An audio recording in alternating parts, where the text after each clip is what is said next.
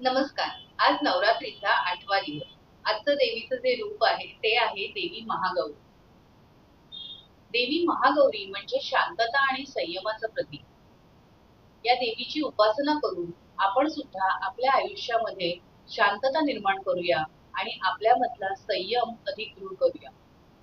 चला तर मग आपण देवीची उपासना करूया. या देवी सर्वभूतेषु मा महागौरी रूपेण संस्थिता नमस्तस्यै नमस्तस्यै नमस्तस्यै नमो नमः. देवीचा आशीर्वाद आपल्या सगळ्यांवर सदैव राहू. आज या व्हिडिओच्या माध्यमातून ज्या ताई आपल्याशी गप्पा मारणार आहेत त्या आहेत सौ वंदना परांजपे. 2011 पासून वंदना ताईंनी 9 वेळा पायी नर्मदा परिक्रमा केली आहे आणि एकदा जीपने नर्मदा परिक्रमा केली आहे.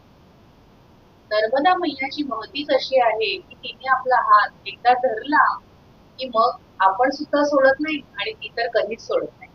नर्मदा मैया आणि आपण असे एकरूप होऊन जातो की ध्यानी मनी स्वप्नी फक्त मैयाच असते. ताईंना नर्मदा परिक्रमेमध्ये आलेले अनुभव ते आज आपल्याला सांगणार आहे.